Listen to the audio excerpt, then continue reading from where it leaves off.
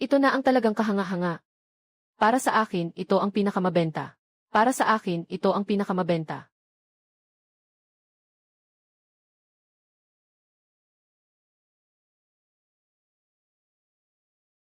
Kung ikukumpara sa akin na walang silbi. Noong 11 taong gulang siya, siya na ang nag-alaga sa kanyang ama.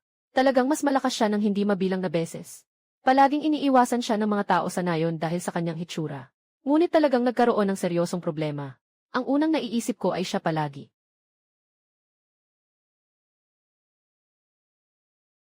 Huwag kang mag-aksaya ng pera. Huwag kang mag-aksaya ng pera. Malapit na ang bagong taon. Kailangan nating mag-ipon ng kaunti para makabili ng bagong damit para sa iyo at sa tatay. Sapat na ang gawin para sa iyo. Basta may damit ang dalawang matandang lalaki, ayos na iyon. Ayoko, sapat na ang mga damit ko. Kayo ni tatay ay halos mapunit na yung dalawang sira-sirang damit. Kailangan kayong gawin ng bago. Sige, gagawin ko para sa inyo ni tatay. Noong nakaraang araw, may nahuli kaming isang maliit na usa. Kakala ko lang sa bayan. Ito ang natitirang pera. Kung adult na usa yun, maaaring maibenta ng isang buong silver coin. Umabot talaga ng 300 wen. Matapos bumili ng prutas, may natira pang ganito karami. Dagdag pa sa higit 100 wen na naipon ko dati. Ilang araw na lang bago magpasko. May ganitong malaking halaga. Sa wakas makakabili na ako ng mga panghanda. Magkakaroon tayo ng masaganang taon. Kung ganon, huwag ka munang pumasok sa bundok sa mga araw na ito. Malapit na ang bagong taon. Magpahinga ka muna sa bahay ng ilang araw. CJ, balak ko rin namang magpahinga ng 2 araw. Gusto mo bang bumalik sa Kingsley Village? Bukas, isasama kita pabalik. Talaga? Alaynan, 2 buwan na akong hindi umuwi. Alam kong gusto mong makita ang mga magulang mo. Bubuhatin kita. Hindi na kailangan. May sugat pa siya sa kaliwang braso na puno ng dugo. Hindi ako makakapunta doon kahit anong mangyari.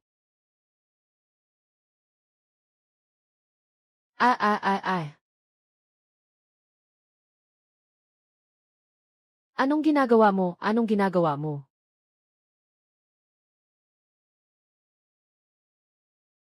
Pakawalan mo na ako, bilis. Baka mabukasan pa ang sugat ko. Nababahala ako.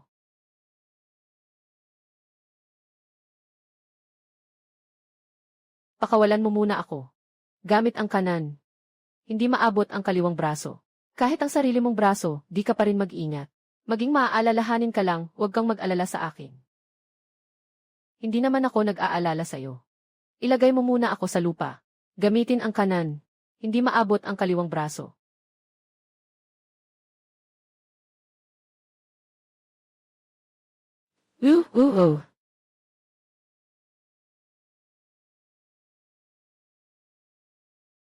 Sige, ikaw na ang mauuna.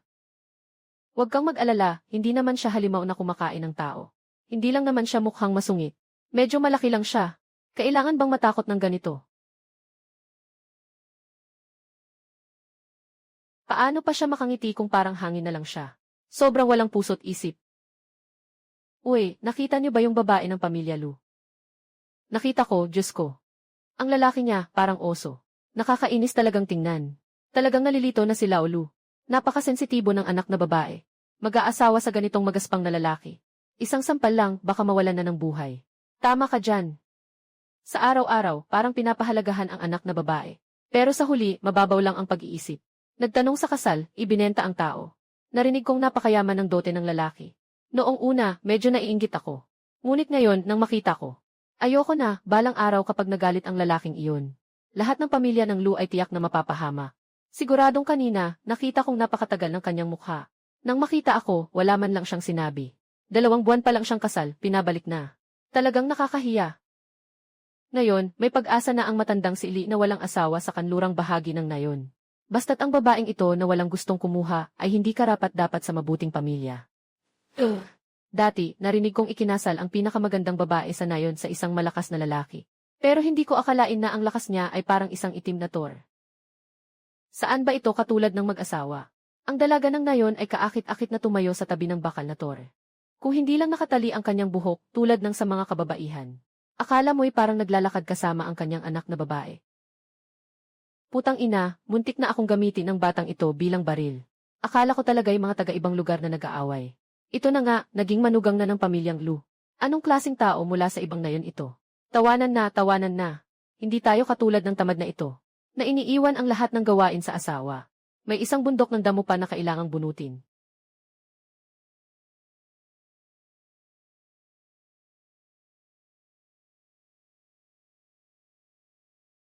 Umalis na ang lahat ng katulong. Kung bibigyan mo ako ng 1-0 tapang, hindi ko pa rin kayang makipagsabayan sa halimaw na ito. Ano bang nangyayari dito? Bakit bigla ka na lang nakipagkasal sa kanya? Sino siya at saan siya galing? Sino-sino ang mga tao sa pamilya niya? Kamusta ang 2 buwan mo mula nang ikasal ka? Ate, bakit ang dami mong tanong? Alin ang gusto mong sagutin ko muna? Kailangan sagutin ang bawat isa. Sige na, sabihin mo na sa akin. Sabi ni Tita Lee, pinakasalan ka ng tatay dahil sa dowry. Ano nang nangyayari? Pinakamahal ka ng tatay. Paano naman niya maipapakasal ka ng basta-basta dahil sa dote?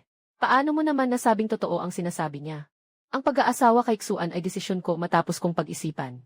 Hindi ako pinilit ng tatay. Paano mo siya nakilala? Bakit ka pumayag? Sila mismo ang nagpunta upang mag-alok ng kasal. Nang makita ko siya, doon ko lang napagtanto na nakita ko na siya. Siya ang nagligtas sa tatay ko mahigit 1 taon na ang nakalipas. Siya nga. Kahit na siya ang nagligtas sa tatay, maaari tayong magpasalamat sa kanya sa ibang paraan. Hindi naman kailangan na pakasalan mo siya. Baka siya ang nagpasalamat sa kabutihan. Sabihin mo sa kuya mo. Si kuya na ang bahala sa'yo. Hindi posible na gumastos ng 20,000 para gamutin yung pasyente na iyon. Pero kung hindi gagamutin, hindi rin natin alam kung mabubuhay pa yung munting nilalang na iyon. At kung mahawa pa tayo ng sakit na ito. Sasayang lang ang lahat ng iyon. Pero kailangan ng 200,000 tanso para gamutin ang sakit na ito. Kailangan talaga akong iwasan na mahawa. Ang malaking babae ay anak mong babae. Dahil ikaw ang nagmungkahi ng paghihiwalay. Kaya, kailangan mong dalhin ang malaking babae. Hindi namin kayang alagaan ang isang pasanin tulad niya sa Chen pamilya. Hindi niyo ba sinabi kanina na ayaw mong dalhin siya? Paano nang marinig ko na posibleng may sakit siyang nakakahawa? Huwag niyo na lang ito. Paano niyo nagagawa na maging ganito katigas ang puso? Huwag mo akong kausapin ng ganyan. Isang pagkakagastusan lang ang nakuha mo, pero ikaw pa rin ang nagmamalaki. Kung talagang gusto mo, ikaw na lang ang magdala. Sa hinaharap, ano man ang mangyari sa kanya. Wala nang kinalaman ang pamilya Chen sa kanya.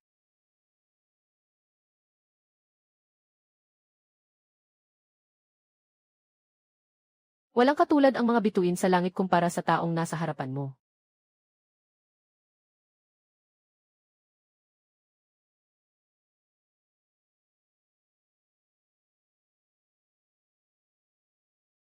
Hindi na pwedeng ganito sa susunod.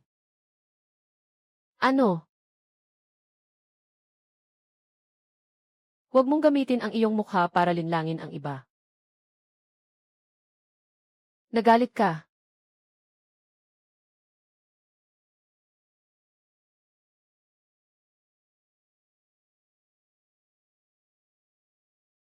King Er.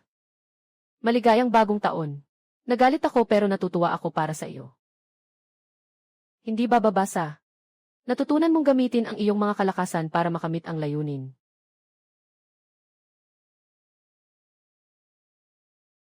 Ha ha ha.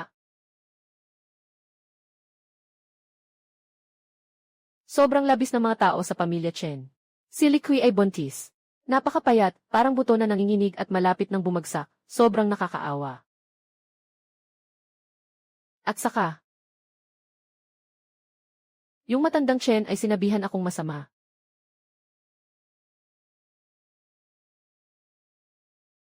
Anong sinabi sa'yo? Basta't hindi maganda. Pero tingnan mo ang sitwasyon niya ngayon. Mukhang wala na siyang pagkakataon para mangbuli. Tinuruan ako ng nanay ko. Sa buhay sa nayon dapat mabait. Pero huwag kailanman magpapaapi. Kung hindi, ang mga nang-aapi ay tuloy-tuloy lang. Tatay, sumama ka na lang sa amin. Sa malaking araw pa naman. Paano kung mag-isa ka lang sa bahay? Ayaw ko pumunta. Babalik ka sa bahay ng ina mo. Hindi ako angkop pumunta. Bakit hindi angkop? Walang problema, sanay na akong mag-isa sa bahay. Bumalik na kayo. Huwag ninyong hayaang maghintay ang mga magulang ninyo ng matagal. Talagang ayaw. Kung ayaw mo, ibaba mo ako.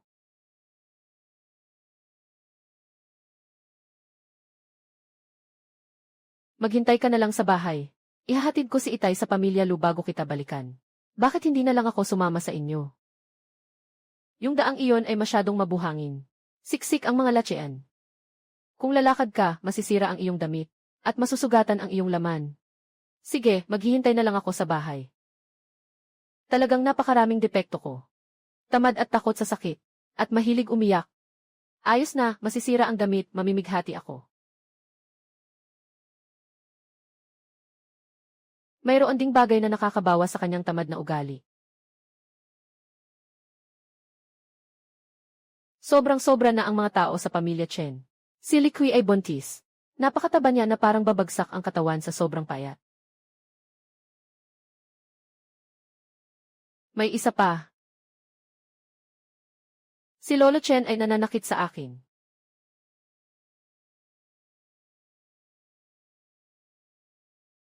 Anong sinasabi niya sa iyo? Basta hindi maganda ang salita. Ngunit sa nakikita ko sa kanya ngayon, mukhang wala na siyang pagkakataon para magmura sa hinaharap. Tinuruan ako ng nanay ko na sa buhay sa baryo dapat mabait. Ngunit hindi dapat maging biktima ng pang-aapi. Kung hindi, tuloy-tuloy ang mga mang-aapi. Tay, sumama ka na lang sa amin. Sa bagong taon, paano ka naman mag-isa sa bahay? Hindi na ako pupunta. Bumabalik ka sa bahay ng mga magulang mo. Hindi ako bagay doon.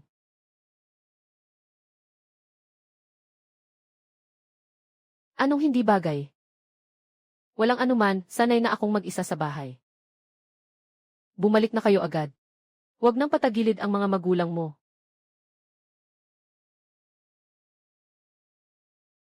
Talagang ayaw pumunta. Kung ayaw mong pumunta, ibaba mo ako.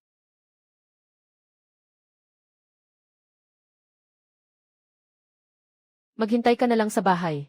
Sasama ko si Itay sa bahay ng mga Lu bago kita balikan. Bakit hindi na lang ako sumama sa inyo? Yung daang iyon ay puno ng mga damo. At maraming lesyan. Kung lalakad ka, masisira ang damit mo. Makakasugat pa yan sa iyong karne. Hintayin na lang kita sa bahay. Talagang maraming mali sa akin. Tamad at takot sa sakit. At mahilig umiyak. Sige na, masasira pa ang damit ko, masasaktan ako niyan. Nalaman ko na may mga bagay pala na nakakaya niyang pigilan ang tamad na ugali niya. Bakit ang bilis mong magawa iyon? Noong nakaraan, umaabot ng kalahating oras ang isang biyahe.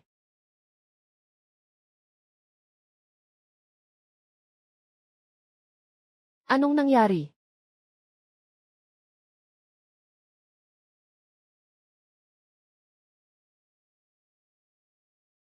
Ang ganda. Ang bango, saan galing ito? Sa bundok. Sa loob ng maikling panahon, nakapunta ka na sa bundok, Itay. Naipadala na ni Itay ito sa bahay niyo. Mabilis na daan mula sa bundok papuntang Barangay Kingsi. Kailangan lang ng 15 minuto. Malapit na tayo. Alaynan. Gusto mo bang maglakad-lakad? Dito ang lugar na madalas na pinagdadausan ni Xuan araw-araw.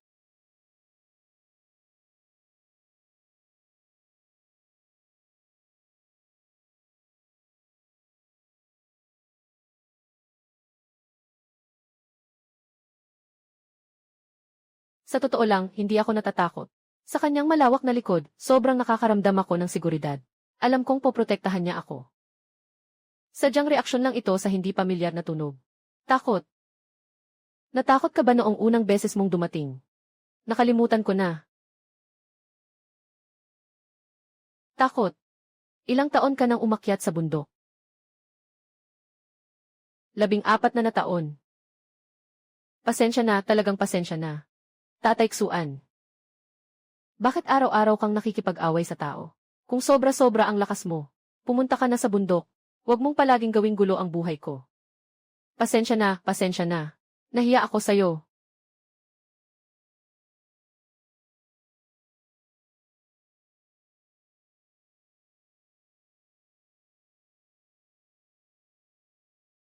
Huwag ka na ngang maglakas loob na pumasok sa bundok ng mag-isa. Sabi. Suan, ganyan ka ba katigas?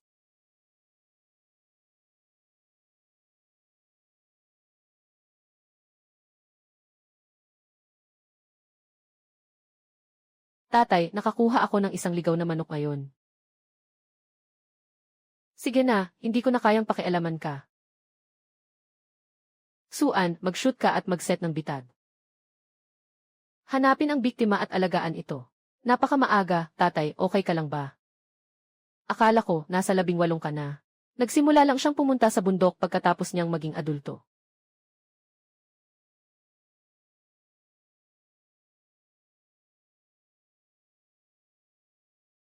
Hindi ligtas ang damuhan sa bundok.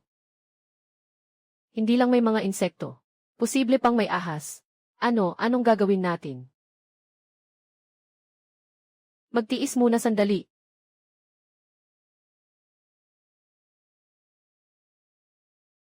Sige na. Ang easy mo naman. Huwag ka nang magsalita.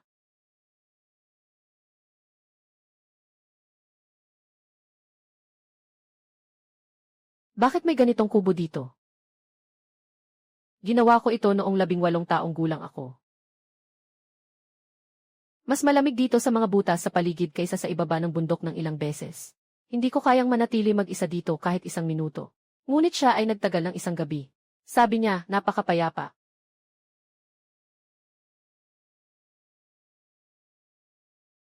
Noong nakaraang beses, nagdala ako ng mga bagay pa uwi. Matagal nang binubulong ni inay sa akin. Sabi niya, kapag naisip namin ang bahay, umuwi na kami. Huwag na kayong magdala pa ng kahit ano. Kung hindi, magagalit siya. Bumalik ng walang dala ay hindi na aayon sa patakaran. Sapat na ang pagkain hanggang sa susunod na anihan. Huwag nating papabayaan ang asawa natin. Kung kinakailangan, kakain na lang ako ng ilang mangkok ng malinis na sabaw at tubig. Hindi na tayo uwi. Bakit parang hindi na tama? Para ng tunay na ina mo na ang turing mo sa kanya. Huwag mong tignan na palaging maamo ang ina ko. Kapag nagsusumigaw siya, ang tatay ko pa ang kailangang yumuko. Kung hindi mo ako papakinggan, hindi talaga ako uwi ngayon. Para hindi na naman niya ako saktan sa braso. Ang asawa ay natutong mangloko ng tao. Dahil sa labis na pag-aalaga ng biyenan sa kanya. Siguro hindi niya alam kung ano ang pakiramdam ng palaging pinapalo mula pagkabata. Naghahanap ka ba ng gulo?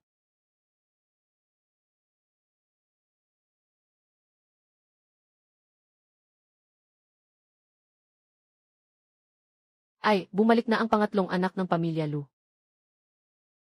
Talagang matagal na ang biyahe mo.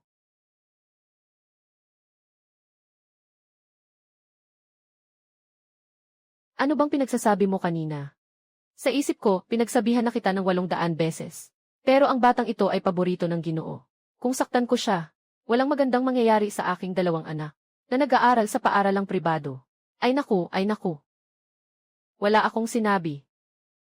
Kundi ilang matatalik na kaibigan na nagkukwentuhan lang. Mas importante ang dangal ng babae kaysa sa buhay. Kahit gaano kayo katanga, dapat alam nyo ang halaga ng dangal. Ang kapatid kong babae, si Kingking, ay dalaga pa at hindi pa kasal. Ginamit mo ang ganitong maruming paratang laban sa kanya. Anong masamang balak ang nasa isip mo? Hindi pa kasal, ha ha ha ha ha. Ha ha ha ha. Kapatid mong babae, hindi pa kasal at hindi mo alam. Nag-asawa na siya 2 buwan na ang nakalipas. Hindi lang nag-asawa. Dahil sa kaunting dote. Binaligya siya ng iyong ama sa isang malakas na lalaki. Nakasing lakas ng baka. Mukha pa siyang isang nakakatakot na demonyo. Hindi mo siya nakita. Mas malaki pa ang braso ng iyong bayaw kaysa sa hita ng iyong kapatid. Tungkol sa katawan ng kapatid mong babae. Kung tamaan ng isang suntok, baka agad siyang mawalan ng malay. Bakit mo naman nasabi yan? Hindi gagawin ng tatay ko iyon para sa kaunting dote. Itataboy ang kapatid ko sa apoy. Hindi ako nag-imbento. Kakatapos lang nilang bumalik sa nayon ngayon. Mukhang napakapangit ng mukha ng kapatid mo. Siguro ay tinamaan siya ng matigas na lalaki at ibinalik na lang siya. Matagal na kitang pinayuhan na huwag mong pahalagahan, masyadong mahigpit ang batang babae. Yung may sakit na prinsesang walang kapalaran. Yung alalay na may sakit na prinsesa. Ngayon ay pinabalik na siya sa bahay ng ina niya, no? Nabawas ang dowry. Naging sirang sapatos na. Mahirap na ngayong magpakasal pa.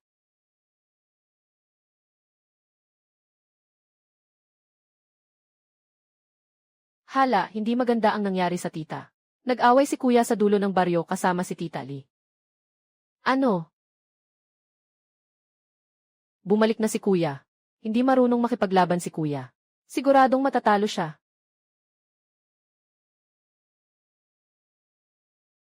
Titingnan ko, huwag kang mag-alala.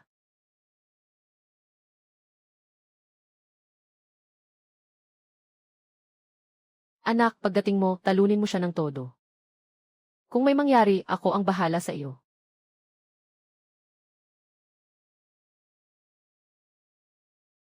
Huwag mong isipin na makakaangat ka sa buhay sa pagbabasa ng 2 libro.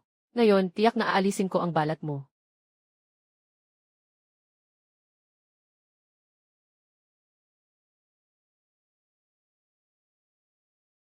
Ah ah ah ah.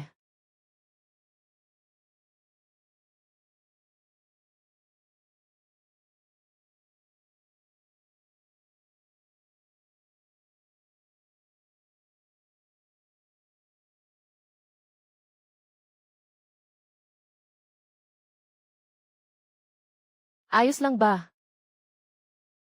Ang ganitong pakiramdam ng pang-aapi ay tugma sa mga tsismisa na yon. Talaga bang nag-asawa na ang kapatid? Ito na ba ang sinasabing lalaking nananakit? Kailangan munang magtiis sa suot na ito.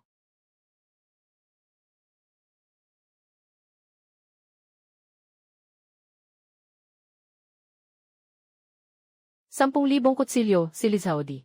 Tinatangkang mong saktan ang anak ko. Mukha ng nag-aaral, kaya mong hawakan. Kahit buhay ko, hindi mo kayang bayaran. Huwag mong hilahin, masakit na. Bitawan mo na. Bitawan mo ang lola mo. Nang aapi sa anak ko. Kapag ang lahi ng matandang Lu ay naubos na. Ang tagal na nating hindi nagkita. Ang lakas ng aking ina ay nananatiling pinakamataas sa King's Village.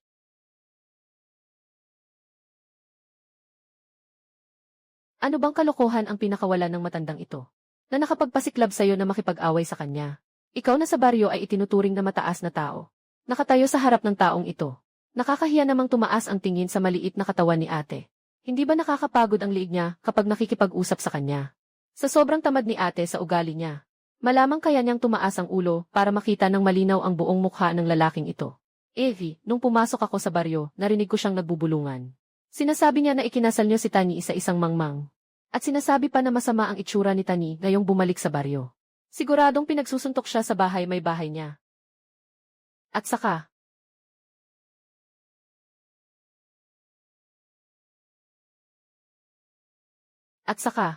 ano pa ba ang hinihintay, bilisan na natin. Itong matandang to, nang aakit pa kay Lolo Lee na magpakasal uli. Sabi niya, kahit na ikinasal na si Tayan isang beses. Para nang sira ng sapatos. Hindi na mahal. Ngayon lang hindi ko paputulin ang mabahong bunganga na yun. Hindi ako karapat-dapat sa kanyang ina. Ah ah. Ah ah.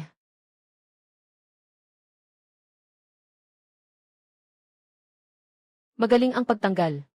Dapat na rin niyang tanggalin ang mabahong bunganga na yun. Yung bayaw na matapang na lalaki ay mas nakakapag-init ng ulo kaysa sa akin. Yung tingin niya ay kahit ang aking ina-inlaw ay nakakatakot na rin sa akin.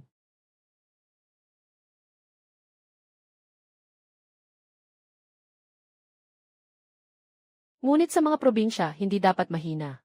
Dapat isang beses lang, dapat masaktan at matakot ang tao. Para kay Cheyenne. Kahit si Cheng na may pinakamabait na ugali. Noong bata pa siya, hindi siya nag-atubiling makipaglaban. Sino mang manghusga sa aking anak na babae ay nararapat lang na magdusa.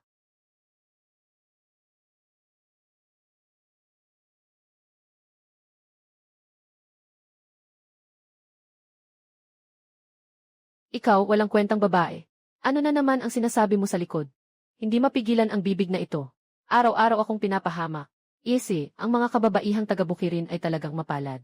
Sa nayon na ito, marami ang mga walang hiya na nananakit sa kanilang asawa. Pero itong lalaking ito ang pinakamasungit.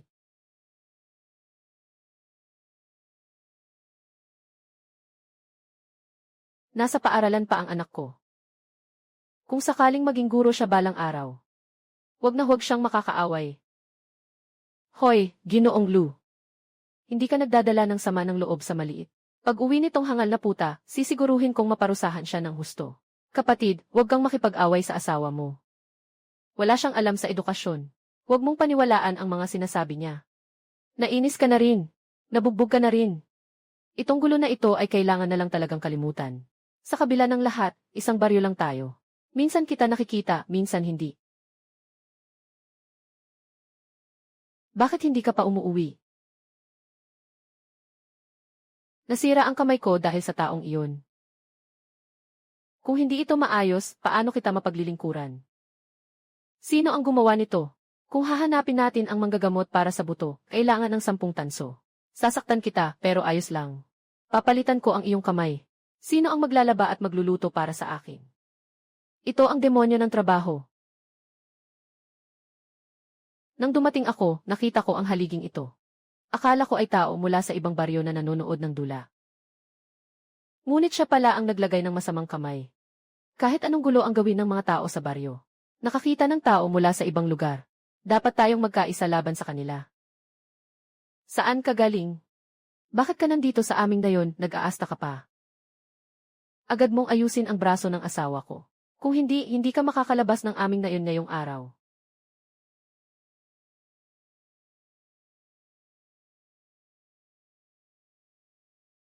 Anong tinitingnan mo? Kilala ang aming dayon sa pagkakaisa. Binugbog mo ang asawa ko, kailangang magbayad ng gamot sa sabaw. Hindi rin kita abalahin ng 100 na kwarta. Tapos na ang usapan na iyan. Mga kababayan, halina kayo. May dayuhang pumasok sa lupa natin at nananakit ng tao. Ha ha ha ha ha ha ha. Batang ito, huwag mong akalaing dahil malaki ang katawan mo ay magaling ka na. Kami dito, bawat isa sa amin ay kaya kang pabagsakin sa isang sipa. Bilisan mo at kunin ang buto. Mabait, ilabas mo ang pera. Itong matandang lalaki hindi pa nakakita. Saan nanggaling ang demonyo? Anong balak nyo?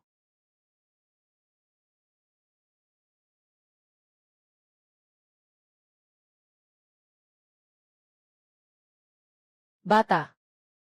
Sino itong tao mula sa ibang nayon? Noong una, ang batang babae ng pamilya Lu ay ikinasal. Napakababa ng profile. Maliit lang ang inimbitahan naming kamag-anak, 2 mesa lang. Hindi namin alam kung ano itsura ng groom.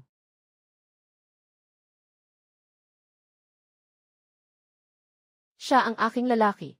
Mula nang bumagsak si Papak Suchenkay. Tumakas na rin si Mama. Pinagtatawanan ako ng mga bata na wala akong ama at ina. Sa huli, mauwi ako sa gutom. Kailangan kong magtiis. At ipaglaban ang lahat ng aking makakaya. Kalaunan, lumaki na ako ng husto. At wala nang naglakas loob na mangbuli sa akin. Ito ang kauna-unahang pagkakataon na may humarang sa aking harapan. Anyway, sa pagkakataong ito, bibigyan kita ng kaunting leksyon. Kung sakaling marinig mo uli, hindi na magiging ganito kadali. Sige na. Tungkol sa kamay mo. Hanapin mo na lang ang doktor para magpatahi. Kung ayaw mong tanggapin, pwede kang pumunta sa akin. Leslie, paano? Hindi mo ba gustong hindi makalabas ang manugang ko sa Barangay Kingsi? Bakit ngayon ay parang nag-aalangan ka? Tama ang sinabi mo. Hindi ko naman alam na siya ay manugang mo. Isang barangay lang tayo. Magbigay tayo ng kaunting espasyo sa isa't isa. Okay lang ba na magbigay tayo ng kaunting espasyo? Sige, umuwi na tayo. Anong ginagawa mo?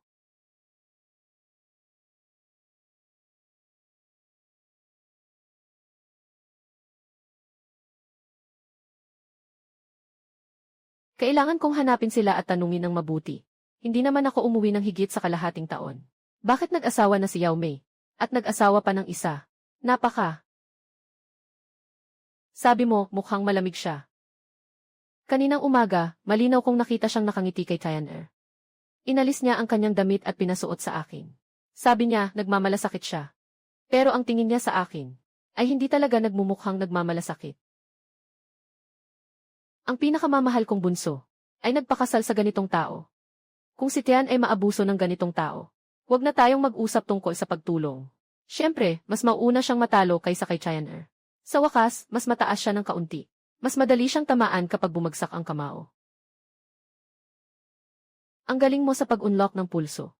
Maaari mo bang ituro sa akin? Kung matutunan ko ito, hindi na magkakaroon ng sinumang mang-aaway sa likod ng pamilya Lu. Talagang napakadali. Talagang napakadali.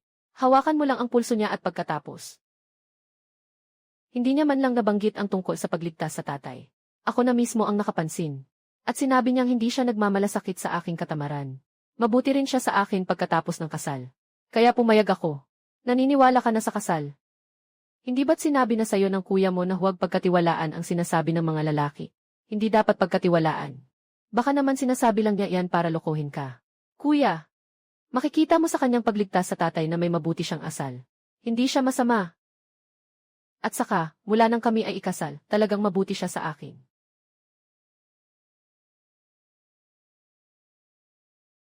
Saan siya galing? Sa tabi ng maliit na nayon ng ilog. Hindi naman masyadong malayo. Sino-sino ang mga tao sa bahay? Sila lang dalawa ng kanyang ama. Walang ina. Ang bunso ay talagang tamad kumpara sa iba. Kung walang babae sa bahay, sino ang gagawa ng mga gawain sa bahay? Nabali ni Kuya Kso ang kanyang binti habang mangangaso siya. Sa 3 taon, tumakbo ang kanyang ina. Huwag mong banggitin ang tungkol sa kanyang ina sa harap niya. Bagamat mukhang hindi pinapansin ni Ksuan ang kanyang ina.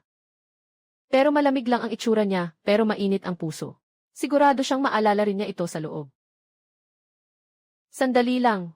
Ibig sabihin, hindi lang siya walang ina, pati ang ama niya ay paralitiko pa. Magsalita ka ng mas maingat.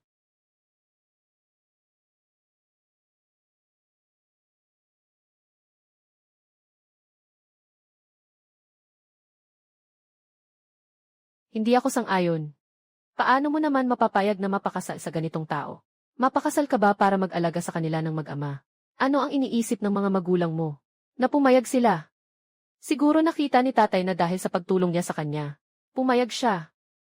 Ang utang na loob niya ba ay kailangan mong ipagpalit pa? Kuya, paano mo naman nasabi yan? Alam mo ba kung anong klaseng tao ang tatay? Ang kasal na ito ay ako mismo ang pumayag. At paano mo naman mahusgahan ang pamilya ng iba batay sa panlabas na anyo? Dahil ba sa ipinanganak siya sa ganitong pamilya? Hindi na ba siya pwedeng mag-asawa? 2 buwan na akong kasal. Walang ganun na kailangan mong alagaan silang dalawa. Si Ksuan ang nag-aasikaso ng lahat sa bahay. Kahit na pati ang mga bagay ko ay siya ring inasikaso. Ang pamilya ni Ksuan ay hindi pasanin ko. Sa halip, ako pa ang nagdagdag sa kanyang pasanin. Chayan hindi ko iyon ibig sabihin. Hindi ko sinasabi na dahil dito ay hindi siya makakapag-asawa. Sinasabi ko lang, sobrang nasasaktan ako para sa'yo. Wala akong pakialam sa iba. Pero si Chayan ay talagang mahalaga sa akin. Paano ko maaring tingnan siyang nagdurusa? Naiintindihan ko ang nararamdaman ng kuya. Huwag kang mag-alala. Mabuti naman siya sa akin.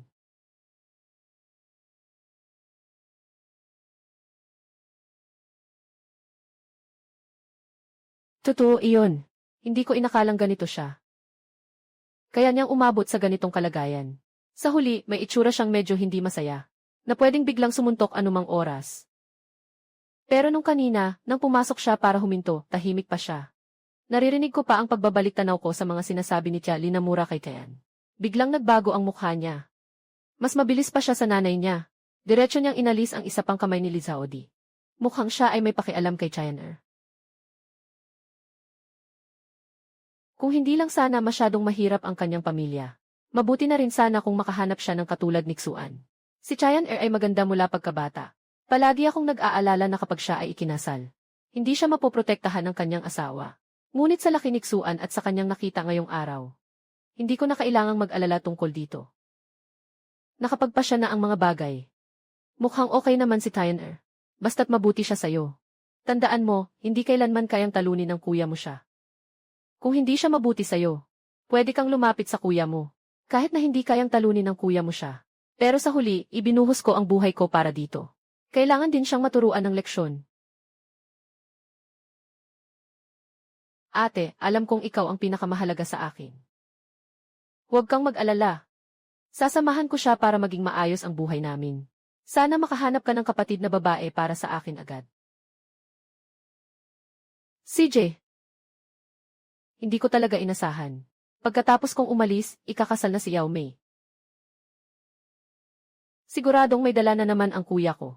Mga bagong bagay mula sa mga lugar na pinuntahan niya. Noong huli siyang bumalik, nagdala siya ng isang hairpin. Ang ganda talaga. Pero nawala ko iyon. Gusto ko sanang mas matagal pang manatili si Ting Er sa bahay. Pero malapit na ang Pasko. Hindi talaga angkop na ilabas ito sa oras na ito. Mag-ingat ka sa daan pa uwi. Anong klaseng? May maliit na pulang perlas sa itaas. May 2 pirasong sinulid na nahulog sa ibaba. Ang perlas na iyon ay napakaganda. Wala kaming mga ganitong magandang hairpin. Wala kaming ganitong kagandang disenyo.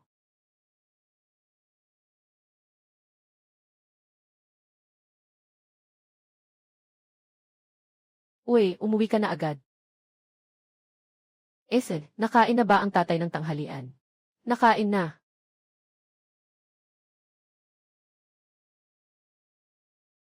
Sa 2 buwan na kasal ko dito, lagi akong nakangiti ng ganito na parang tanga.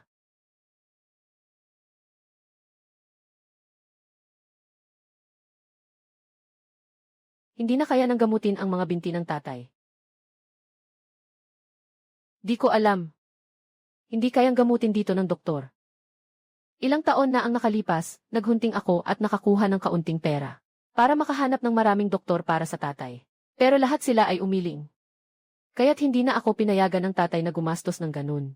Kahit na naghanap ako, ayaw niyang makipagtulungan. Sa totoo lang, nahanap ko na ang lahat ng doktor sa bayan. Pero wala silang magawa. Wala na bang ibang paraan?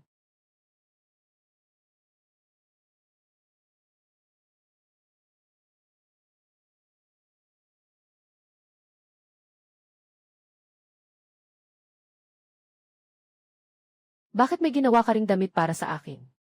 Sapat na ang gumawa para sa iyo at kay Xuan. Tatay, noong nakaraan, si Xuan ay nakakuha ng isang batang usa. Kumita siya ng maraming pilak. Tamang-tama para sa bagong taon. Dapat ka na ring magkaroon ng bagong damit. Huwag kang mag-alala sa pilak. Tatay, susubukan ko ito sa iyo. Tatay, araw-araw ka lang nakaupo, madaling magkasakit. Malamig ang pakiramdam. Maganda ang jacket na ito. Susunod ako sa'yo. CJ.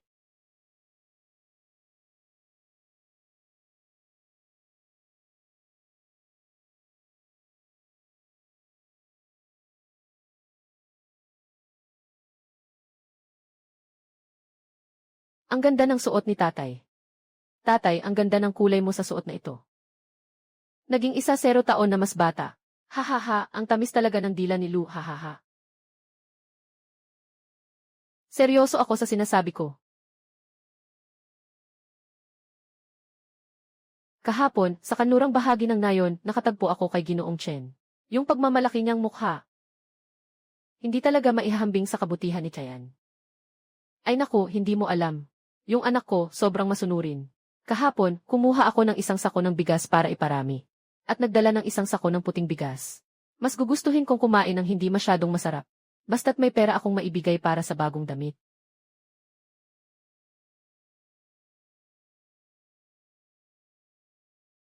Ang pamilya namin ay talagang kapos na sa buhay.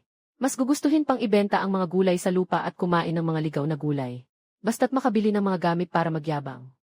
Nahihirapan ang mga tao sa bahay. Ang matandang lalaking marunong ay nakahiga pa rin. Kasama ang pagkain ng lugaw, nagdurusa. Hindi ito kabaitan. Sadyang kamangmang nakatapatan. Hoy, ang anak mo ba ngayong taon ay nagpakasal na rin? Noong nakaraang taon, 2 lalaki lang kayo sa bahay.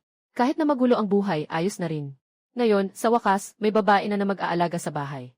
Bakit? Nakasuot ka pa ng mga damit na halos luma na. Malapit na ang bagong taon. Wala bang biniling bagong damit ang anak at manugang mo para sa'yo? Sasabihin ko sa'yo, itong babae, hindi dapat siya pinapabayaan. Kung ganyan pa rin ang ugali niya, pinasasabi mo kay Xuan na turuan siya. Sa laki ng anak mo na ganyan. Siguradong 2 suntok lang. Susunod na siya. Kahit ang biyenan, hindi siya marunong rumespeto. Hindi pwedeng ganito. Hindi ko akalain nagagawan ako ni Tea ng damit. Baka siya pa ang magkaproblema. Kaya hindi ko na lang pinabulaanan. Pero ang suot sa akin ni Tean ngayon ay hindi ko alam kung gaano kalayo. Mas maganda kaysa sa ipinakita ni Ginoong Chen kahapon. Gusto ko talagang maglakad-lakad sa harap ng kanyang bahay suot ito. Hindi ko pa nagagawa ang ganitong bagay sa asawa. At hindi ko rin papayagan si Xiao An na gawin ito. Puy! Karapat-dapat sa pagkabasag ng binti.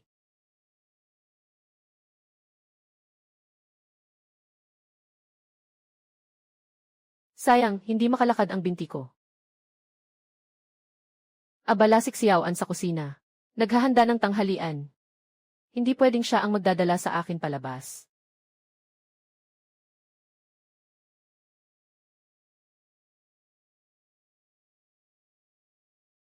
Suot ko na ang bagong damit ni tatay. Masaya siya ng husto. Maganda ang pinili mong damit. Hindi maganda yung pinili ko para sa'yo. Maganda rin naman. Bakit hindi ka nagsusuot? Nasuot ko na yung bagong damit ko. Susuotin ko pa mamaya. Anong ginagawa mo? Magbabalot ng dumpling. Mas mahal pa ang presyo ng homemade na dumpling kaysa sa brown rice. Karamihan sa mga tao, isang beses lang makakain ito tuwing Pasko. Mga vegetarian na dumpling. Matagal na akong hindi nakakain ng dumpling. Ang galing. Gusto ko ring subukan.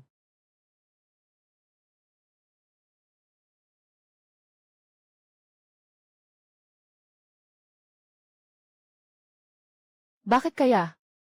Sa kamay mo, napakadali lang. Sa loob, may kaunting basa.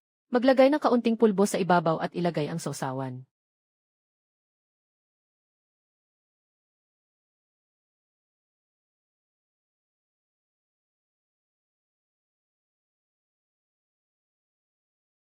Sobrang lapit niya. Hindi ko talaga marinig ang sinasabi niya.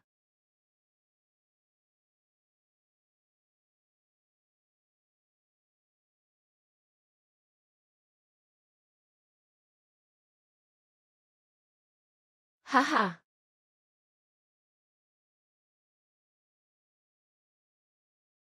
Akala niya kung mabilis akong kumilos, walang makakakita.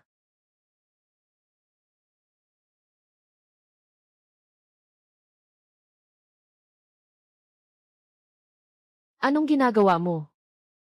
Nasa kusina pa ito. Kung may dumaan, kahit sa bintana, makikita mo. Lumabas ka at maghintay. Kapag naluto na ang dumplings, kakain na tayo. 8888. May tao sa dulo ng baryo na nagpe-perform. Sama-sama tayong manood. Anong performance? Ang acrobatics ay sobrang galing. Nakita ko yung tao na naglalakad sa isang napakalaking bakal na singsing. Naglalakad, naglalakad, naglalakad. Tara, tingnan natin.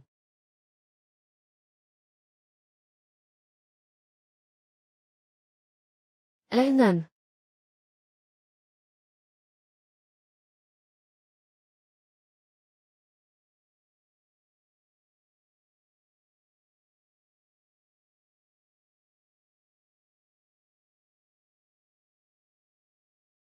Sino to, New? Siyempre, asawa ng kuya ko. Asawa ng kuya mo. Kailan nag-asawa ang kuya mo? Hindi, asawa ito ng kuya ko.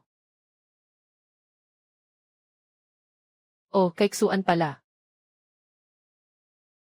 Karaniwan, narinig ko lang na si Ksuan ay may napakagandang asawa. Pero bihira siyang lumabas. Maraming tao sa baryo ang hindi pa siya nakita.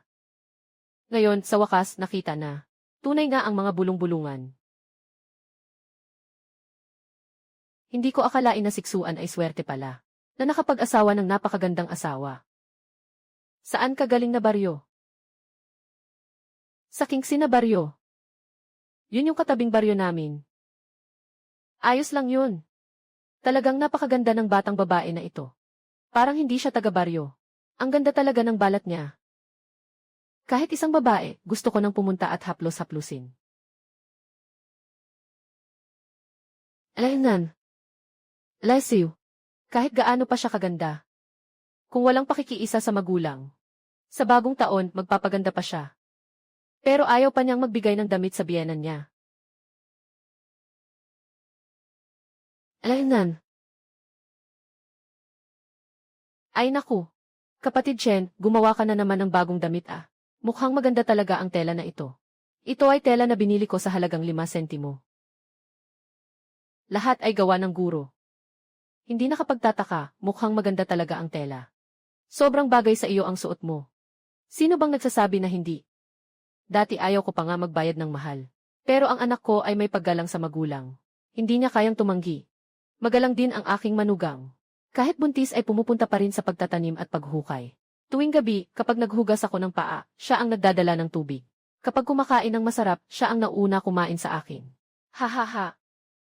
Yung manugang ko, hindi siya makapagbihis ng masyadong maganda at lumabas.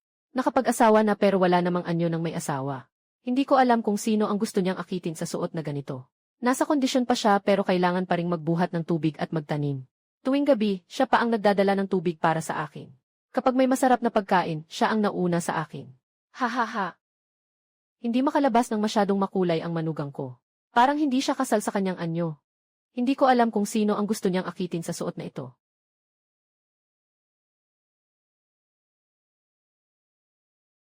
Sino ang tinutukoy mo, Ginoong Chen? May mukha ka pang magsalita tungkol sa akin. At new. Buntis na nga siya, pinapagawa mo pa sa kanya ang mga gawain. Kung hindi mo siya pinipilit na gawin iyon, pupunta ba siya? Anong alam ng batang babae? Anong halaga ng pagbubuntis niya? Anong babae ang hindi nagbubuntis? Bata. Iba ang sitwasyon ng ina ni Anyu noong siya'y buntis. Araw-araw siyang nagdadala ng tubig, nagluluto, naglalaba, nagtatanim. Lahat ng bagay ay ginagawa niya.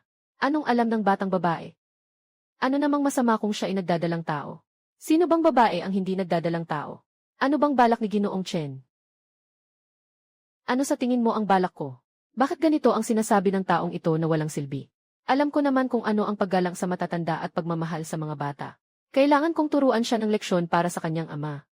Ipaliwanag mo sa kanya ang mga kahihinatnan ng hindi paggalang sa nakatatanda. Wala kang karapatang magsalita. Ikaw pa ang gusto maging nakatatanda ko. Tingnan mo ang itsura mo, parang nakatatanda ka na. Si Tia Ignew na buntis. Binubugbog mo hanggang sa mabulok na lang ang mga buto. Samantala, ikaw ay nagmamayabang sa labas. Sino ba ang hindi nakakaalam na mahirap kayo hanggang sa hindi na makakita ng kahit isang butil ng bigas? Ay! Ikaw. Tatay, wag nang sabihin pa. Uwi na tayo. Umuwi ka na, magpahinga ka muna.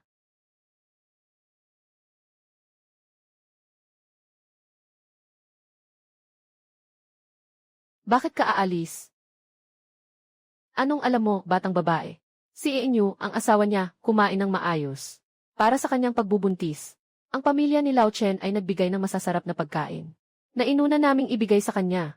Kaninang tanghali, kumain pa siya ng 2 mangkok ng kanin. Talagang mabuti ang trato namin sa kanya. Magaan ang kanyang katawan.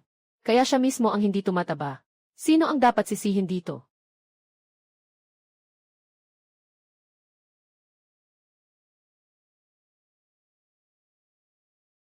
May natitirang bigas at gulay sa bahay. Pero para sa mapagpanggap mong pride, kinuha ni Inyo ang puting bigas at pinalitan ng mapait na butil-butil na bigas. Binenta rin ang mga gulay na tanim sa bukid. Kaya ang pamilya ay nakakasawa na sa gulay na lugaw. Nang ikinasal ako sa pamilya ni Chen, wala pa akong naranasang masayang araw. Sinasabi mo pang kumain ka ng 2 mangkok ng kanin sa tanghali. Iswe, ako nga, kahit isang butil ng lugaw, hindi ako nabusog. Saan ka pa nakakuha ng kanin? Sinasabi mong pumayat ako dahil hindi ako kumakain ng sapat. Iyon ang ibig sabihin. Hindi mo naman sinasabi na sayang ko ang pagkain, di ba? Ha ha ha ha ha. Anong sinabi mo? Ano bang alam mo? Bakit hindi ko alam? Si Ki ay kasal sa inyo ng 6 na taon. Araw-araw siyang nagtatrabaho mula umaga hanggang gabi. Sa wakas ay nagkaanak siya ng isang babae para sa inyo. Sinasabi mong wala itong kwenta. At pagkatapos ay pinipilit mo siyang magbuntis ulit. Wala kami. Nang siya ay nanganak ng panganay, nasira ang kanyang katawan. Sadyang mahina ang kanyang katawan. Ngunit hindi niyo inisip ang kanyang kalagayan. Pagkalipas ng 2 taon, muli siyang pinabayaan. At siya ay muling nabuntis. Saka mo pa siya pinapasa ng mga gawaing bahay. 7 buwan na siyang buntis. At pinapagawa mo pa siyang magdala ng tubig para sa iyong mga paa. Nakaluhod ka sa lupa habang bitbit ang malaking tiyan para maghugas ng paa niya. Ito ba ang sinasabi mong tama siya? Mahilig ka lang sa sariling pagmamataas, kaya't ang buong pamilya ay hindi makakain ng sapat. Dahil sa sira mong damit, ang tanging isang sako ng bigas sa bahay. Pinahiram mo kay Inyo na dalhin sa bayan para palitan ng isang butil ng bigas. Ang natira ay ibinenta para makabili ka ng damit. Hindi ka nagmamalasakit sa iba, pati na ang apo mong hindi pa isinisilang.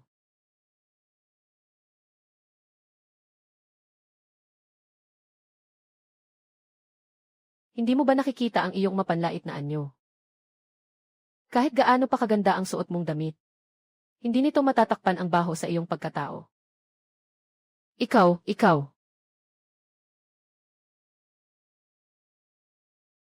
Tatay, huwag kang magalit, huwag kang magalit. Limia Ohua, tumigil ka na. Gusto mong mapagalitan ang tatay ko ng husto, ha? Yes paano ka makakagawa ng ganun sa pamilya Chen? Huwag mong sabihin. Ayaw kong sabihin. At saka, pareho kayong matipuno at matangkad. Pero sa likod, isa palang walang sariling opinyon na mapagsunod-sunuran lang. Kung ganun, mahal na mahal mo ang tatay mo. Kumita ka na lang ng sarili mong pera. Ay save mo ang sarili mong bibig. Subukan mo. Si Kui ay 7 buwan ng buntis. Isang palayok ng sabaw, ubos na ng pamilya nyo. Naghintay ka pa na makabalik siya mula sa pagkuha ng tubig. At ang naiwan mo sa kanya ay kalahating mangkok na sabaw ng bigas. Talaga namang nagagawa mo yan. Halos siyang manghina sa gutom, halos mawalan na siya ng malay. At sinasabi mo pa na nagpapanggap lang siyang tamad at ayaw magtrabaho. Parang ba't niyo ba kinakain ng aso ang konsensya niyo, Chen family? Likwi, wag mo nang hayaan siyang magsalita pa. May problema ka ba? Anong problema sa bahay? Lahat ng bagay, iniisip mong ikukwento sa iba. Ang luha ko, matagal nang natuyo sa loob ng Chen family. Hindi naging madali ang unang anak ko. Pagdating ng 7 buwan ng pagbubuntis, ganito na ang itsura ng katawan ko. Kahit makalampas lang sa panganganak, hindi natin masabi. Sobra na ang pagtitiis ko sa pamilya Chen. Ngayon, wala na akong pakialam. Wasakin ko ang peke nilang mukha. Hayaan nilang magsalita siya. Ano nang sinasabi mo?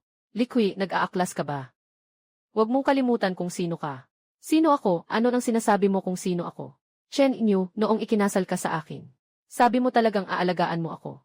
Inaalagaan mo ako at ito ba ang sinasabi mong pag-aalaga? Mula nang ikasal ako, nagtatrabaho ako ng walang reklamo. Iniisip na kapag nagtutulungan ang pamilya, tiyak na magiging maayos ang buhay. Pero ikaw, pinaasa mo akong alagaan kayong lahat. Yung mga gulay na pinaghirapan kong itanim. Sinasabi mo lang na ibenta. Mas pinili mo pang ibigay kay tatay para sa damit. Kaysa hayaan ang anak mong makakain ng maayos. Isang luging kalakal siya. Bakit ka kumakain ng sobrang dami? Sabi ng tatay ko, ang anak na lalaki ay talagang anak na babae. Kailangan ng ikasal sa ibang pamilya. Sapat na ang may 2 pagkain. Sabi ng tatay mo, sabi ng tatay mo. Lahat ay ayon sa sinasabi ng tatay mo. Hindi ka ba mabubuhay kung wala ang tatay mo? Ha ha ha. Ikaw, gusto mo pang makipaghiwalay sa akin. Huwag mong kalimutan na wala na ang pamilya mo. Kung makikipaghiwalay ka sa akin, wala ka nang matutuluyan. Akala mo anong klase ka? Gusto mo pang makipaghiwalay? Maniwala ka, ibabato ko ang sulat ng paghihiwalay sa mukha mo. Tingnan mo, wala nang may gusto sa'yo mula nang iwan ka.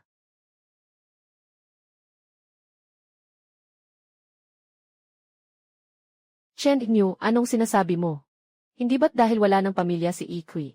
Kaya mo siya ginaganyan? Bakit wala siyang matutuluyan mula nang makipaghiwalay siya sa'yo? Huwag mong kalimutan. Ang bahay na tinitirhan niyo ngayon ay sa pamilya ni Ikui. Ang bahay ng pamilya niyo ay bumagsak na 4 na taon na ang nakalipas. Sabi ko, paano ito biglang bumagsak ng walang dahilan? Sa tingin ko, ikaw ang dahilan kung bakit ito bumagsak, dahil sa mga masamang ginawa mo.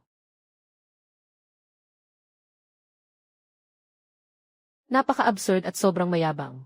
Anong bahay? Iyan ay bahay ng pamilya ko, ang mga Chen. Masyado siyang masungit at nakatingin sa akin. Kung ayaw niyang makasama ako, wala siyang kahit isang bagay na mayaalis mula sa bahay. Ikaw, walang hiya. Likwi, mag-isip kang mabuti. Kung talagang ayaw mo na sa akin, hindi mo na maihahatid ang kahit anong bagay sa bahay at si Danyu. Hindi mo na madadala. Kung manganak ka ng isang lalaki, kailangan mo pa rin ibalik sa amin sa pamilya Chen. Siyempre, kung isang babae naman, iyan na, sayo na. Sapat na may isang taong walang kwenta sa bahay. Chen Inyo, ang kapal ng mukha mo talaga. Hindi ka lang nakawin ang bahay ng pamilya ko. Kinuha mo pa ang lupa ng pamilya ko. Gusto mo pa bang pag-aariin lahat ng ito? Haha! Ano ang ibig sabihin ng pag-aariin? Iyan ay talagang akin. Huwag mong kalimutan. Yung mga bagay na iyon ay kasama ng iyong dote. Mula pa noon. Narinig mo na ba? Sino ang nakitang inalisan ng asawa na nakapagdadala ng dote? Ay naku, asawa ni Inyo. Huwag kang magalit. Huwag mong kalimutan na buntis ka pa rin. Asawa ni Anyu. Magpasalamat ka kay asawa ni Anyu. Tapos na ang usapan na iyan. Sino bang pamilya ang hindi dumadaan sa ganito? Huwag mo nang isipin ang paghihiwalay. Asawa ni Anyu. Huwag ka nang magpaka-emosyonal.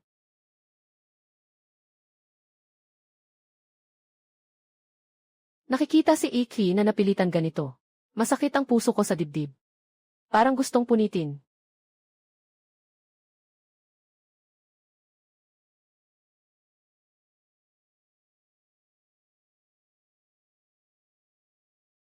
Totoo ba ang puso mo na gustong maghiwalay? Kung ako, makakatulong ako sa'yo. Paano naman ako matutulungan mo? Maliban sa bahay at lupa. Ano pa ang dala mo mula sa inang bahay? O baka gusto mo pang dalhin ang iba? At si Danyu. Ayaw ng pamilya nila kay Danyu. Hindi ako mapakali na ipagkatiwala sila. Kung hindi, si Danyu ay mauwi sa kaparehong kapalaran ko. Kung madadala ko si Danyu, ang bahay at ang lupa ng pamilya ko, kaya kong palakihin silang mag-isa. Basta't pumayag sila sa akin. Wala kang kailangan. Maaari kitang tulungan. Ngunit kailangan mong makipagtulungan sa akin. Ano man ang sabihin ko sa iyo, huwag mong isapuso. Dapat mong isipin. Nandito lang ako para dalhin ang iyong mga bagay at ang iyong anak na babae. Kaya mo bang gawin iyon? Ayos.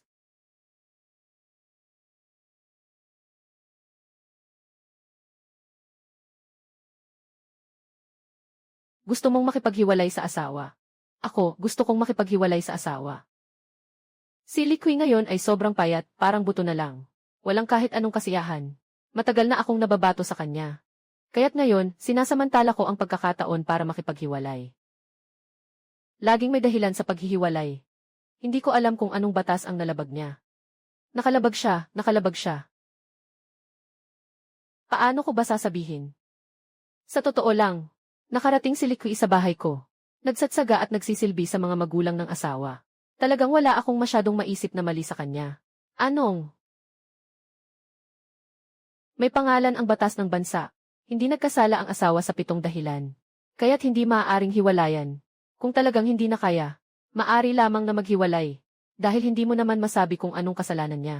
Hindi ka maaaring makipaghiwalay. Maaari lamang na maghiwalay ng maayos. Kaya, maghiwalay na tayo. Tunay na desisyon na ito. Ang aking kuya ay si Lu Cheng. Naniniwala akong narinig ninyo na.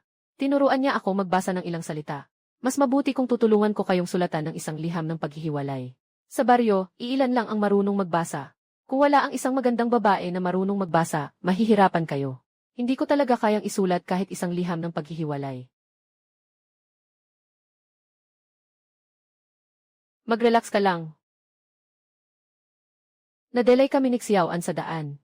Pagdating namin sa bahay ng Chen, nagkagulo na. Anong palabas ang nangyayari dito? Sigurado ka bang gusto mong makipaghiwalay?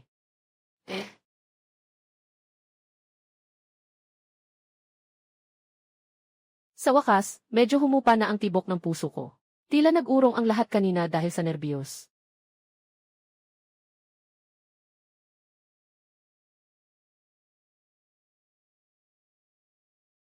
Tandaan mong makipagtulungan sa akin mamaya. Dahil hiwalay na kayo, hindi na kayo pamilya ni Linyangzi. Kakausap lang sa akin ni Linyangzi.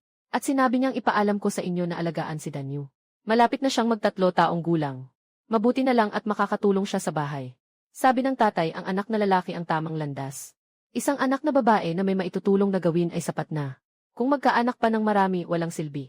Pero kapag inaalagaan ninyo, dapat maging maingat kayo. Dahil, bakit nga ba? Hindi ko talaga gustong sabihin sa inyo. Pero lahat tayo ay nasa iisang nayon. Sasabihin ko na rin sa inyo. Ano ba talaga ang nangyayari? Kamakailan lang, sinabi ni Ginoo Lee sa akin. Parang nagkaiba ang kalagayan ng anak mong si Dayu, parang may sakit na nakakahawa. May mga nakakadiring kulugo sa ilalim ng kanyang lid. Kung magtatagal, pwede pa itong mamaga at pumutok. Hindi pa rin magagamot kahit anong gawin. Noong una, akala ng lahat ay kagat ng insekto ito. Hindi nila inasahan na dahil kay Likwi, araw-araw niyang inaalagaan si Danyu. Ngayon, marami na ring mga pigsa sa kanyang lid. Buhol. Ah! Nakakahawang sakit. Huwag ka ring mag-alala. Maaaring hindi rin ito nakakahawang sakit. Ngunit mas mabuti kung mag-iingat kayo habang inaalagaan si Danyu. Mukhang hindi naman ito nakamamatay. Sakit lang ang mga bukol na iyon, medyo nakakainis. Maaari ninyo siyang dalhin sa doktor sa bayan. Narinig ko na sinabi ng kuya ko tungkol sa sakit na ito. Sabi ay may pangalan itong bulutong. Pagdating sa bayan, makakakuha ng gamot.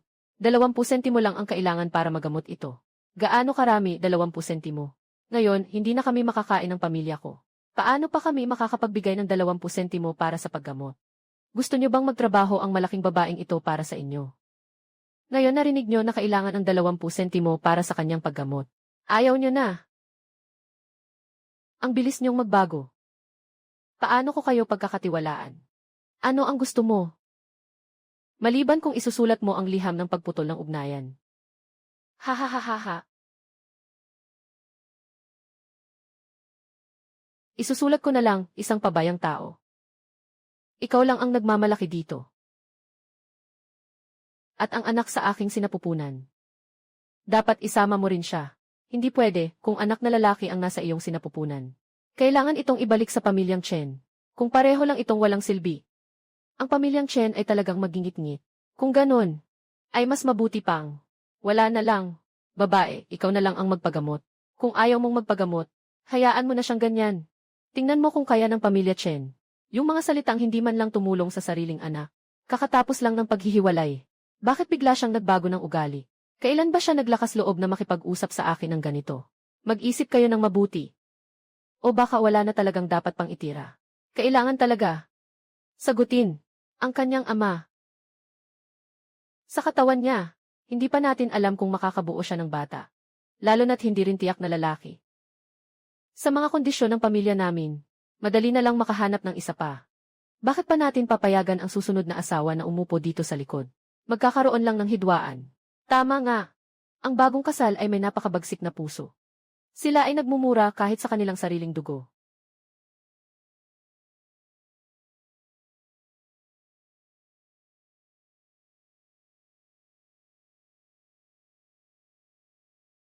Kung ganoon, ako na lang ang gagawa ng kasulatan ng pagkakahiwalay para sa inyo.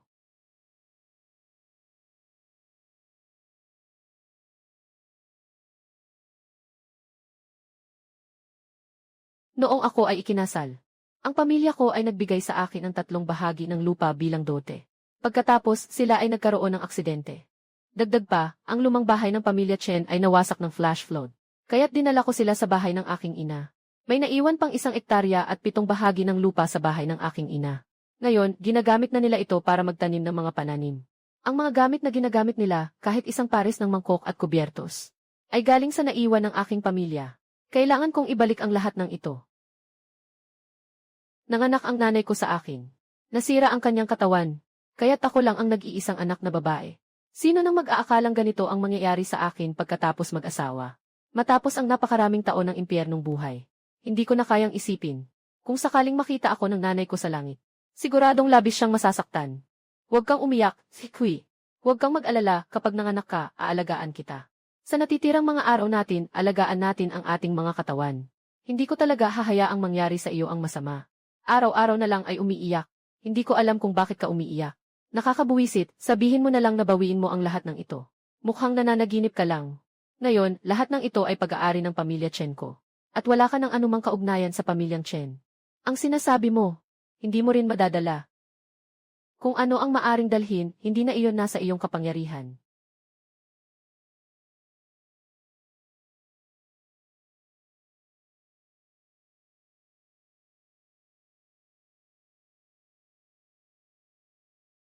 Ang babaeng ito ay napakaganda ng ngiti.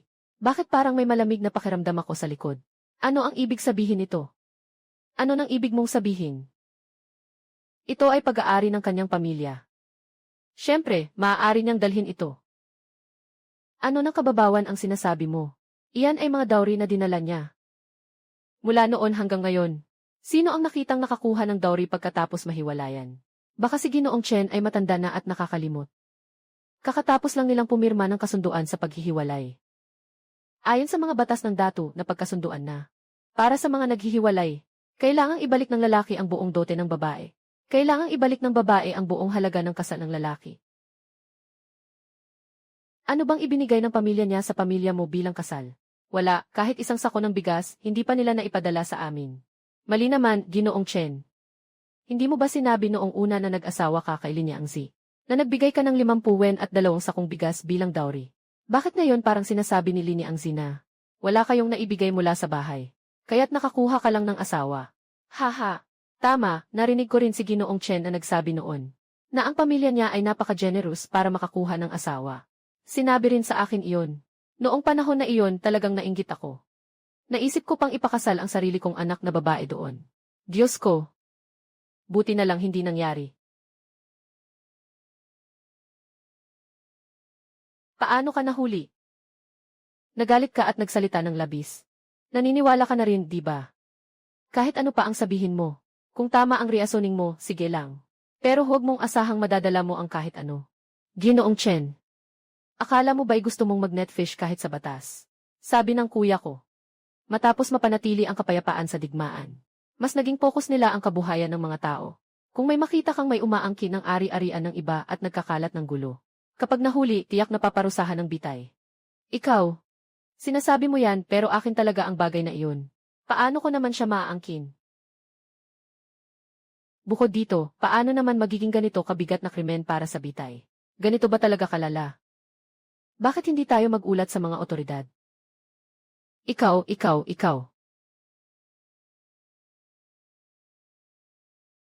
Sige na, ikaw. Nagsabuatan kayo ng babae na iyon. Una ba nating pinaniwalaan na pumirma tayo ng kasulatan ng paghihiwalay? Ngayon lang kayo nagsimula maglaban at mangagaw ng mga gamit. Paano masasabi na nananambang lang kami? Ginoo, si Lady Lee ay kinukuha lang niya ang sa kanya. Hindi inasahan ni Likri na ganito katakaw at masama ang loob mo. Kung ibabalik mo ang bahay at lupa, paano pa kami mabubuhay? Bakit mo kailangan ang mga ito, babae? Maghanap ka na lang ng isang lungga sa bundok at doon na magpahinga. Haha. Pinapagawa mo sa akin na buntis ng 7 buwan. Nadalhin ang matandang babae sa Shandong. Haha, Chen Dignu.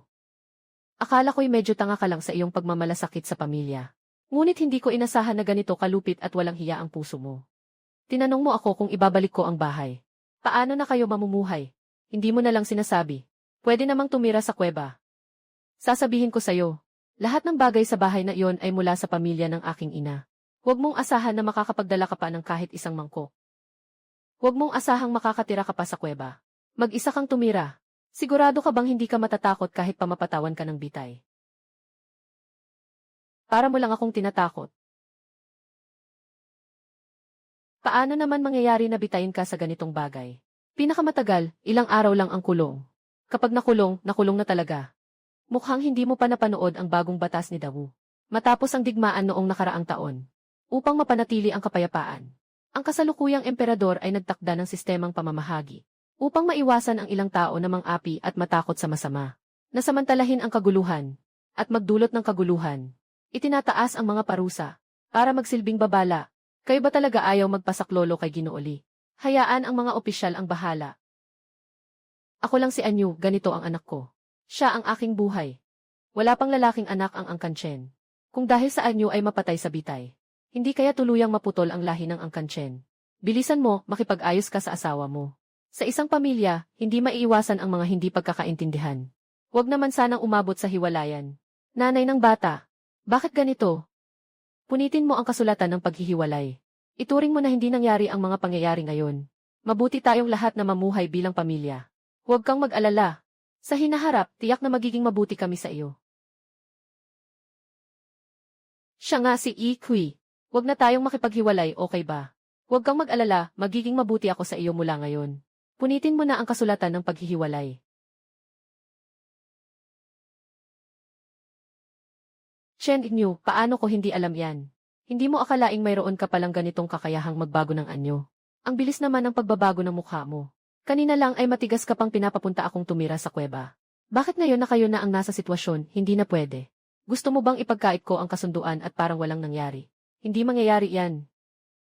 Mas mabuti pang magmadali kayong umuwi. Ayusin ang mga gamit ninyo at umalis na. Kung hindi, huwag kayong magalit kung magulat ako sa araw ng bisperas ng bagong taon. Pinaabot nyo ang taon nyo sa bilangguan. Ikaw ah.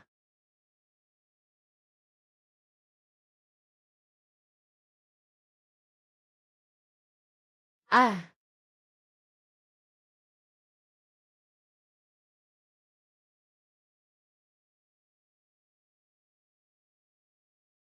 tatay, anong nangyari sa'yo, tatay?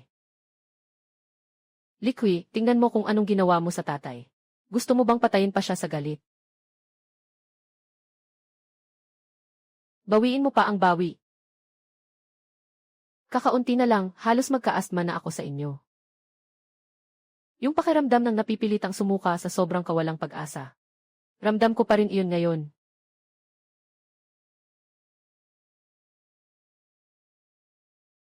Babae. Nang pumunta ako, natutulog siya sa bahay. Diretso akong umakyat sa pader at kinuha siya. Magaling ang ginawa mo. Mamaya, bibigyan kita ng masarap na pagkain. Isang talunan. Ikaw lang ang nagmamalaki dito. Hindi tama. Walang bukol sa liig ng malaking baka.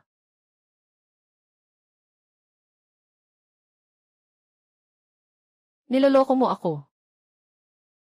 Walang sakit na nakakahawa ang malaking babae. Sinasabi ko lang na maaaring nagkasakit ang malaking babae. Hindi ko naman sinabing tiyak na mayroon siya. Ikaw at si Likwi ay may sabuatan na. Gumawa ka ng sulat ng paghihiwalay para sa kasikatan, hindi ba?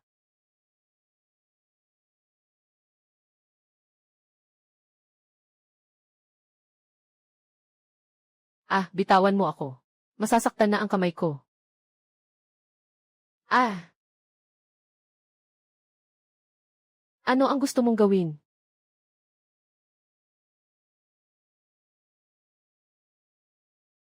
Bitawan mo muna ako. Kailan kayo lilipat mula sa bahay ni Linya Angzi? Bakit ako? Buhatin ko.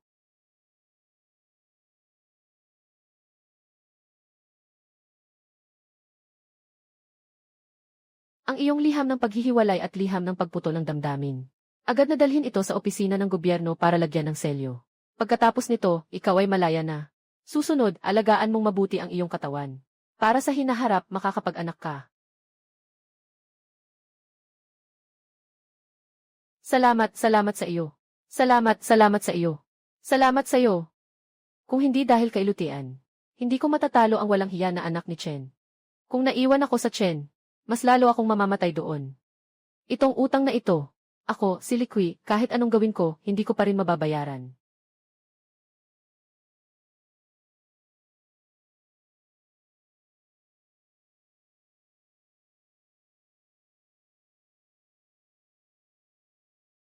Maliit na bola.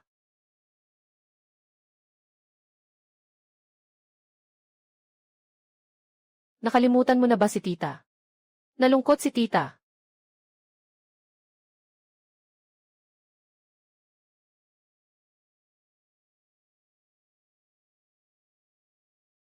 Inay, huwag kang umiyak. Nag-iisip lang si tita. Nagkamali si tita. Huwag kang umiyak, maliit na bunso. Ito si tita. Anong pangalan mo? Tia. Ay naku, anong nangyari sa aking munting bola? Sino ang nagpasakit sa iyo? Sabihin mo sa lola mo. Ang lola mo ang bahala sa iyo.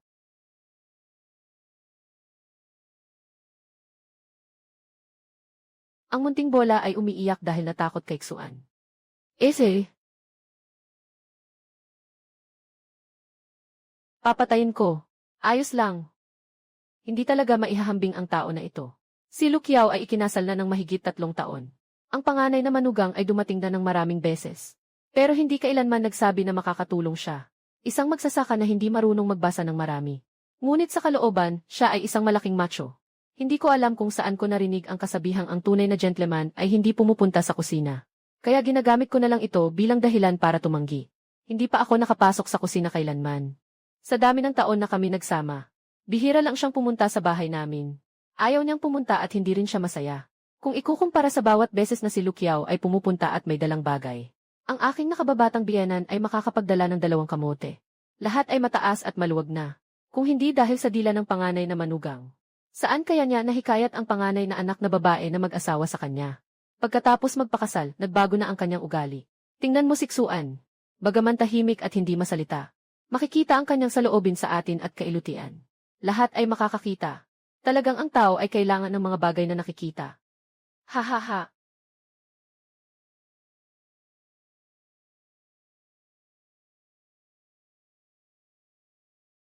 Buti na lang at hindi nakikita ng apo kong babae ito.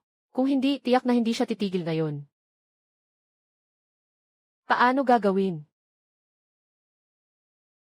Kalahati ay para sa sabaw. Kalahati ay para sa adobo. Alainan.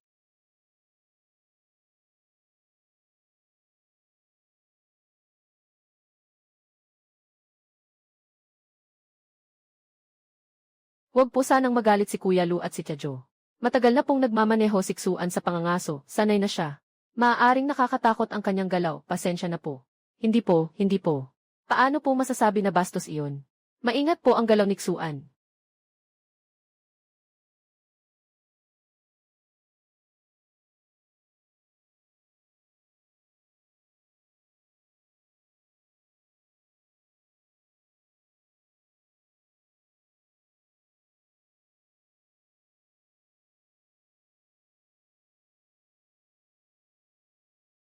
Noon, maayos pa ang buhay ng pamilya ni Lolo Ksu sa pangangaso. Tito Ksu, kumain ka na, narating mo na ang punto na ito. Huwag kang magpakabait sa bahay.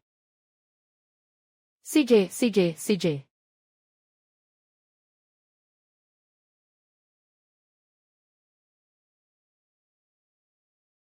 Karaniwan, kumakain ka sa bahay na parang gutom na gutom.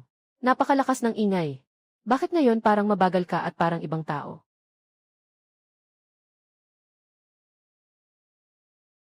Alainan.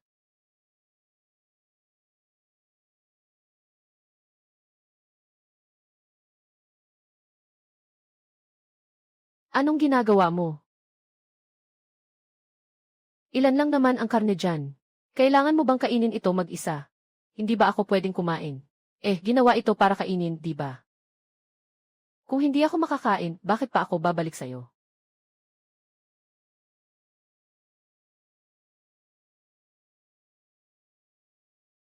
Ah.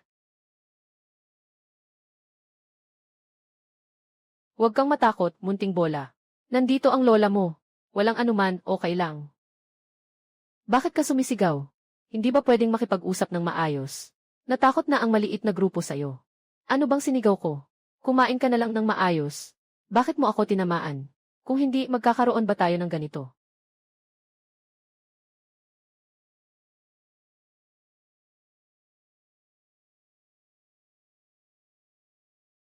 Minsan lang ako makauwi sa bahay ng magulang.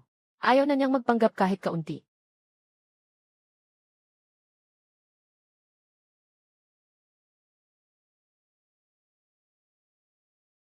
Kumain ka na, ate. Sige, kakain din ako.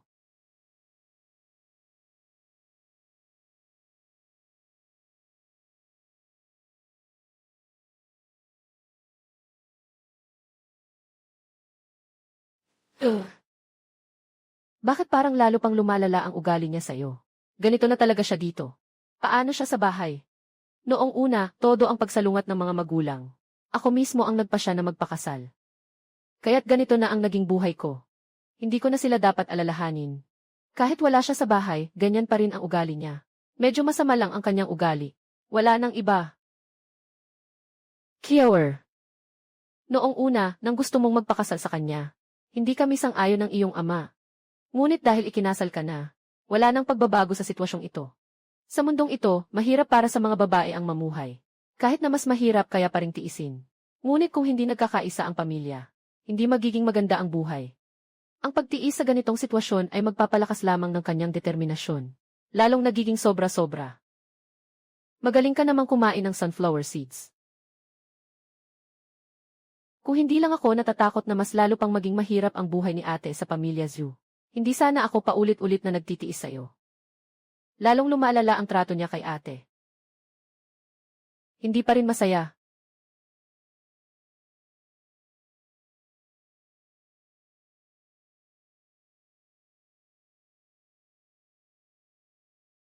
Inggit ako kay Azao, kuya.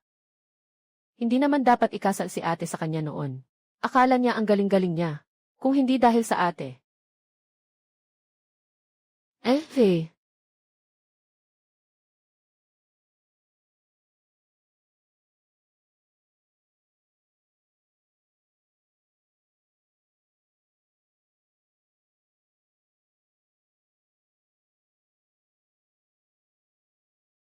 Kuya, ako na ang maghukay.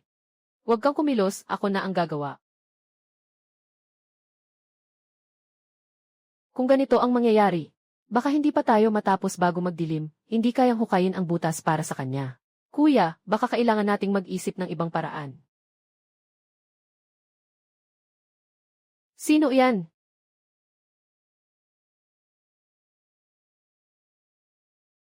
Anong ginagawa ninyo?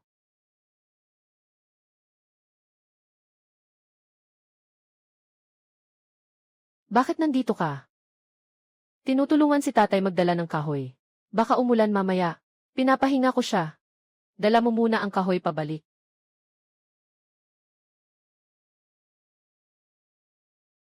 Bakit kayo naghukay ng hukay? Para kay Zudazi.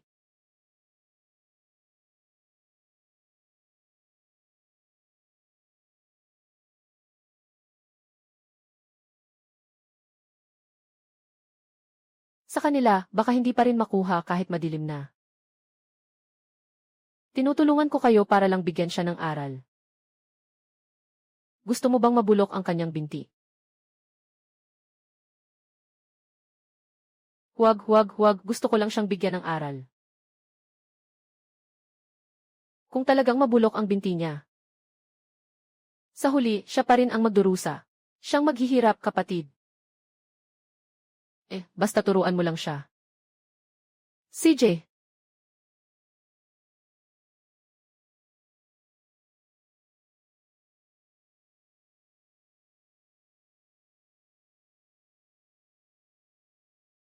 Bakit ang galing-galing mo? Sanay na akong maghukay ng butas. Madalas akong maglatag ng mga bitag.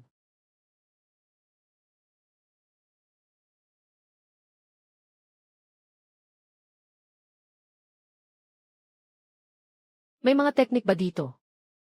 Ang paghuhukay ng butas ay basta lakas lang. Sa paggawa ng linya, kailangan ng teknik. Depende kung gusto mong patayin siya o buhayin. Kaya mabagal ako maghukay. Dahil lang sa hindi sapat ang lakas ko. Haha. Galing ka bang gumawa ng bitag? Pwede ka pang magdesisyon kung gusto mong buhayin o pumatay. Esan? O sige, ikwento mo sa akin. Kung sakaling magamit ko balang araw. Kung kailangan mong mabuhay, kailangan mong papasukin siya. Hindi na siya makakataka sa susunod. Kapag naghuhukay, palibutan mo ng paibaba. Kung may pagkakataon, maaari kitang dalhin para subukan.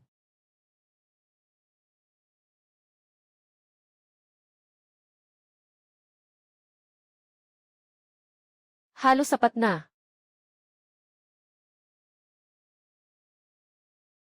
Sobrang laki ng kanyang dibdib, 2 beses sa akin. Kahit na masasabi kong ako'y may pinag-aralan, hindi ko maikukumpara. Pero sobrang laki naman ng agwat na ito.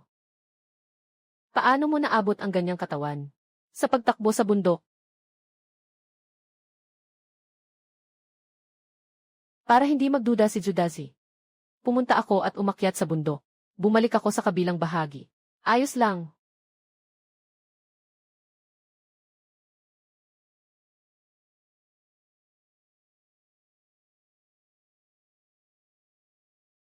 Ang mga kahel sa bahay ni Chalin ay sobrang tamis.